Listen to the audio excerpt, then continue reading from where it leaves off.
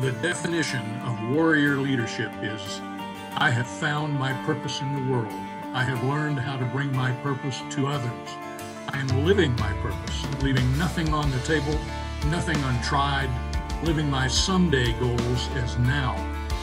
Welcome to the Warriors at Work podcast, hosted by Jennifer Balcom, president of E9 Corporate Coaching, where we help you become a warrior at work so that you get to fully live.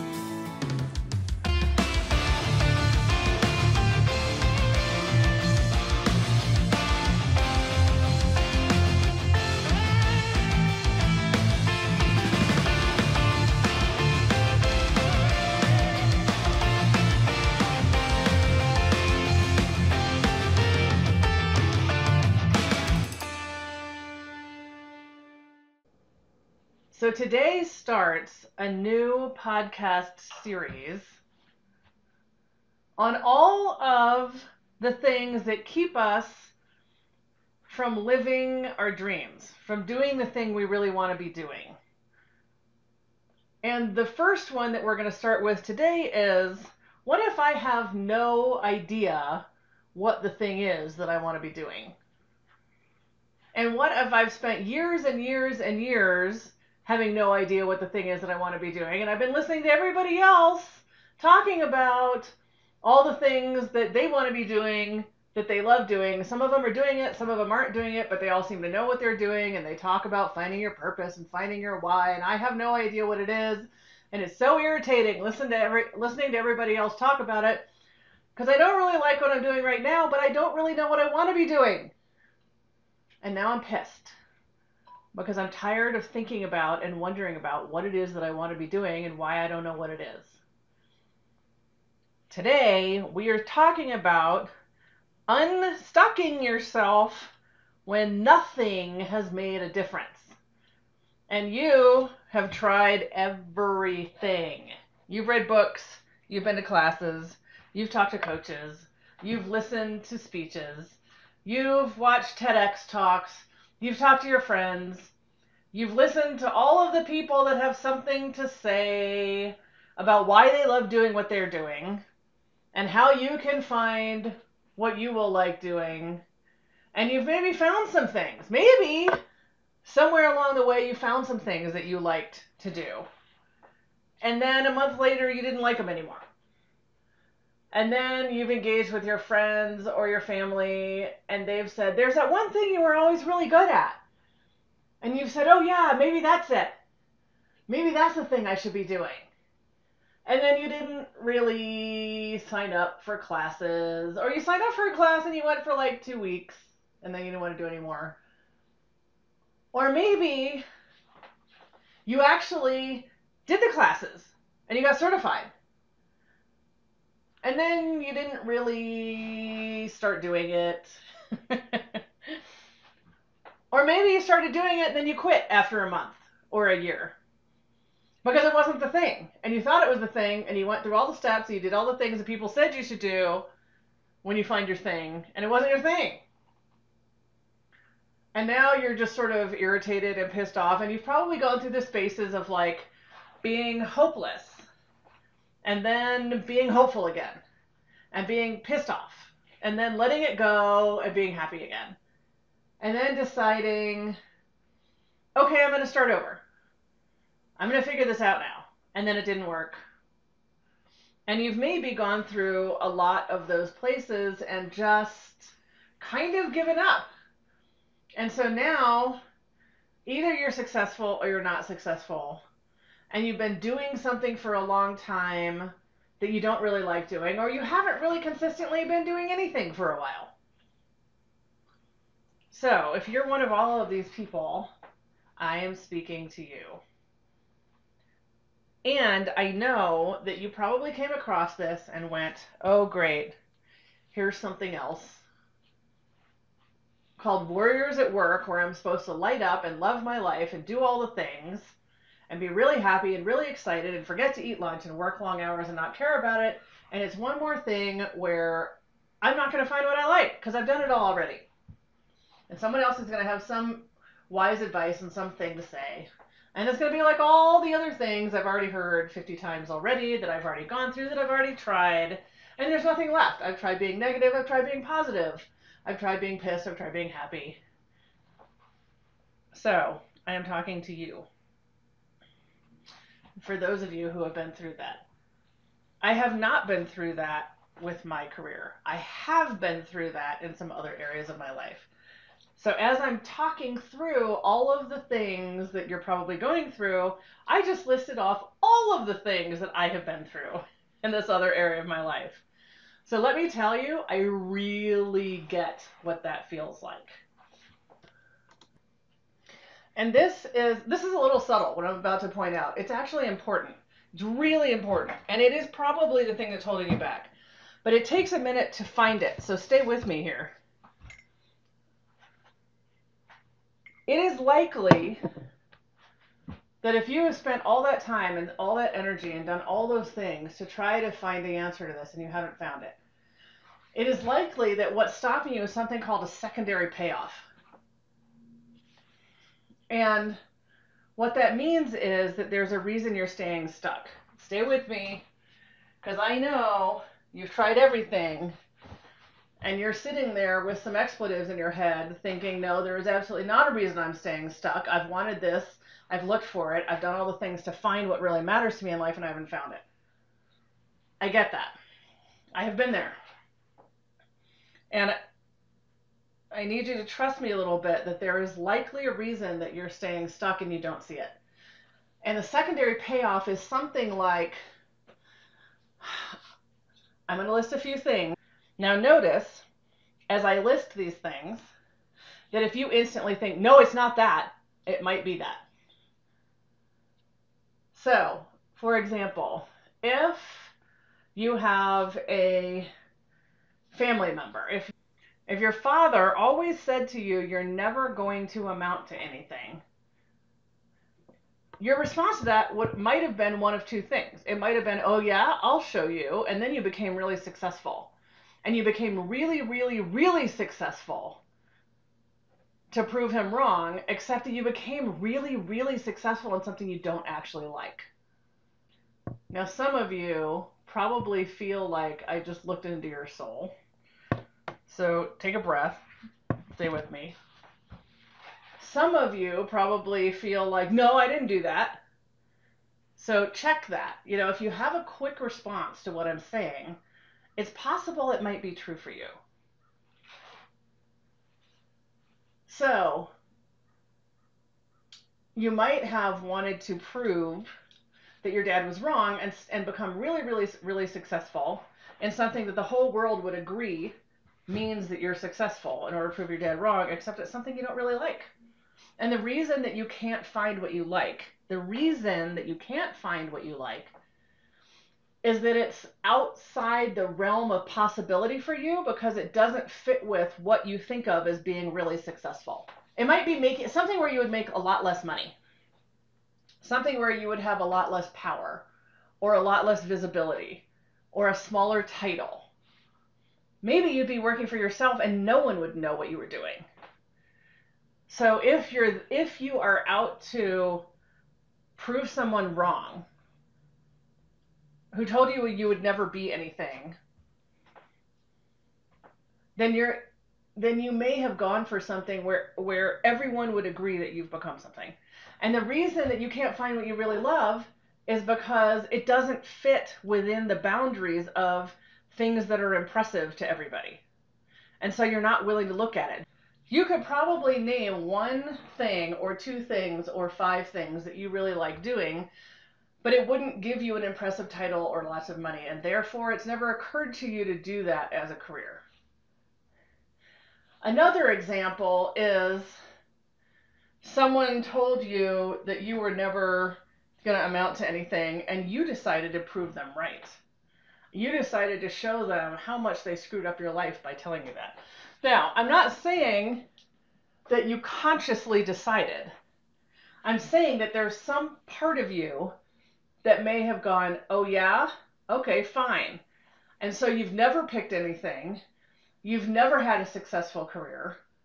You've never consistently done anything, or you've gotten fired from jobs, or you've been miserable the whole time in everything that you've been doing, in order to prove to them that they really screwed you up by telling you weren't going to amount to anything. And so you're working on demonstrating that that became true.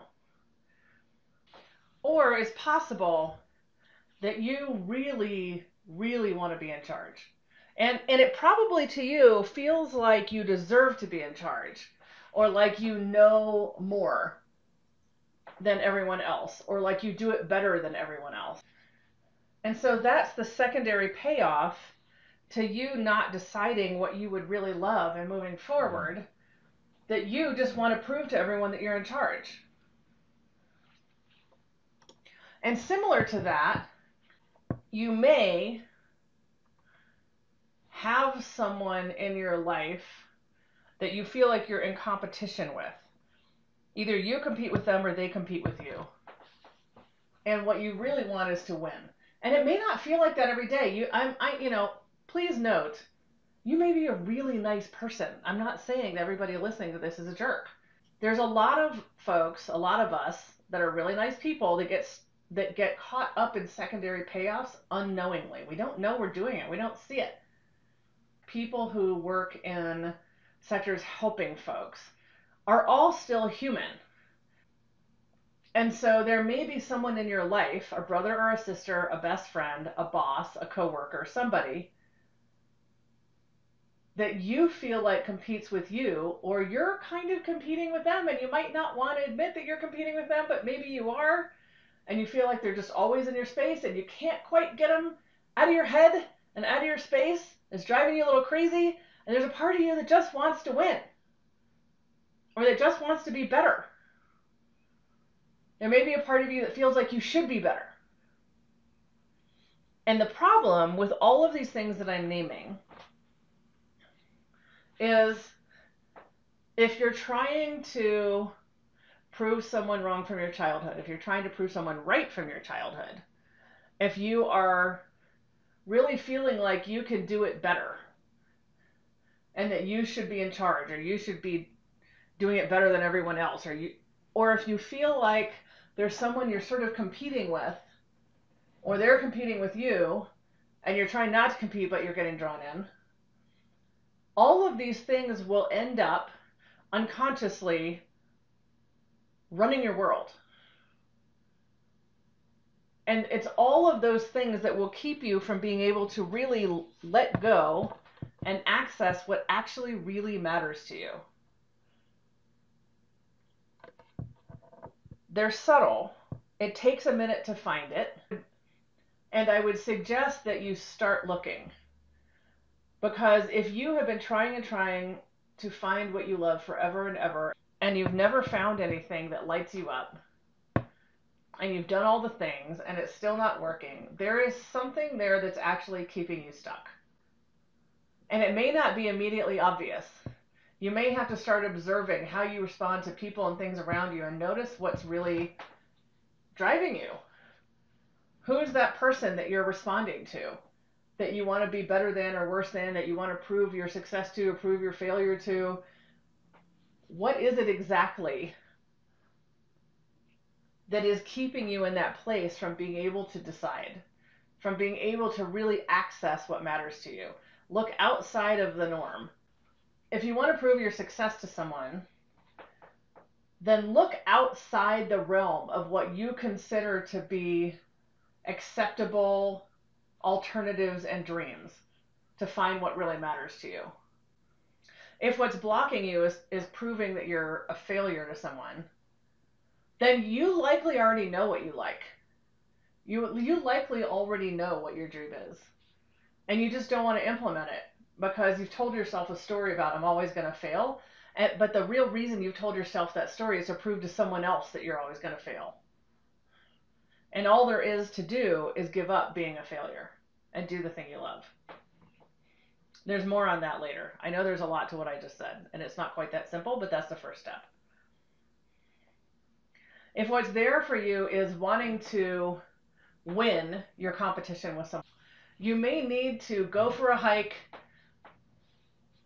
do some meditation, do some boxing, shake it off, whatever you have to do to shake off that competition, to really let it go, to get it out of your head, and not just once. You may have to do this 20 times on a daily basis for the next month, to get in touch with who you really are and what you really love and what you really care about, irrespective of what's going on with that other person. You got to get it out of your head.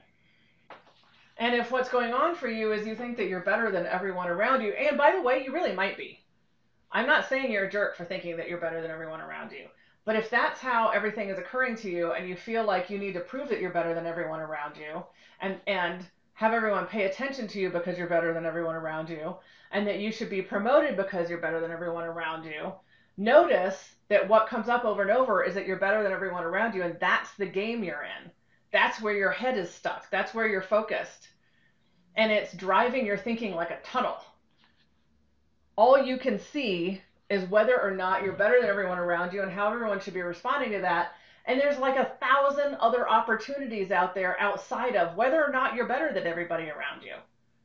There's just a whole different train of thought to be in other than that. And what's there in that case is similar to what's there if you're in competition with someone, and it is to get it out of your head. Go hiking, boxing, skiing, meditation, cooking, whatever it is that you do to kind of zone out and relax and really, really get back to yourself, just you. No external validation, no external opinions, no external judgments, no internal judgments, and get back to like you in your natural state. You might have to go on vacation for 2 weeks to do this. Get out of the way of competition, of you're better than other folks, of any of that. Get out of it. Get out of the way. Go on vacation, get away from it all, get to a place where you are relaxed and internally calm, and then start thinking about this. Once you can get your head out of that tunnel, once you can sort of open up to all the possibilities, and I'm talking a bit like when you were 5. Before, there were opinions about who's better than who and what job titles are worthy or not, and size of houses and who manages who. Back before all of that, when you were in a state of fun, like in the moment, enjoying yourself, get to that place. For all of these, get to that place. You've got to get your head out of the place it's been in related to whatever it is you're dealing with, whatever that secondary payoff is that's stopping you from discovering what you really love. Go on a trip, sit on a beach, hike a mountain, ski, whatever it is that you need to do that for long enough until you can get your head clear, like really clear of all the things people say, of all the judgments, and then think from there about what you love. And I bet you'll start to get some inklings, some ideas. If you're ready to become a warrior at work so that you get to fully live, I'm inviting you to join our Warriors at Work program, where you'll identify your warrior self, find your warrior purpose, develop your warrior squad, and start living as a warrior leader. Using the E9 corporate coaching model that I developed after years of coaching and managing people, it's risk-free. If you fully engage and do the work and don't feel like it's working for you, I'll give you your money back. You can just join the first course or the whole series of 7 courses. Go to warriorsatwork.com to sign up. I'll see you there.